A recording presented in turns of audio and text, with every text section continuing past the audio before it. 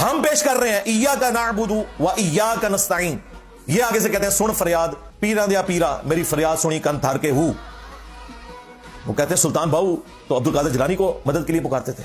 تو مجھے بتائیں اس کے بعد میرے پاس اور کیا چارہ ہے کہ میں ان کے بزرگوں کو ایکسپوز کروں ان کی پبلک کے سامنے کہ ان کو تم بزرگ مانے ہوئے ہو, انہوں نے تو اتنی اتنی بڑی گستاخیاں کی ہیں, اور جنہوں نے اتنی بڑی بڑی گستاخیاں کی تمہارے بزرگوں نے ان کتابوں کو چھاپا, اس کے حق میں مناظرے کیے.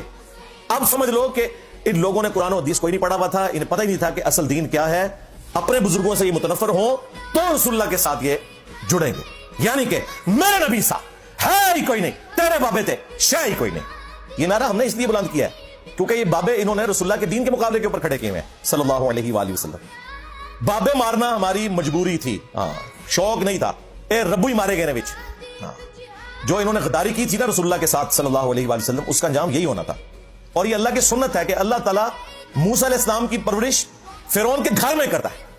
میں انہی میں سے نکلا ہوں. میرا پورا بلٹ اپ بریلوی مکتب میں ہوا ہے. 10 سال میں دعوت اسلامی میں بھی رہا. 31 ایئرز میری زندگی کے پہلے وہ اسی فرقے کے ساتھ گزرے. اس کے بعد کچھ عرصہ دیوبند کے ساتھ, اہل حدیث کے ساتھ, اہل تشیع کو بھی اسٹڈی کیا, اور پھر مجھے اندازہ ہوا کہ یہ سارے کل حزب بما لدیہم فرحون ہیں. سب نے اپنے اپنے حصے کی چیز پکڑی ہوئی ہے, اس کے اوپر خوش ہیں, اور اس کی بنیاد کے اوپر انہوں نے اپنی عوام کو دھوکہ دیا ہوا ہے. پھر ہم نے اس پلیٹ فارم سے دعوت شروع کی, اور دیکھیں کتنی ایمانداری ہے.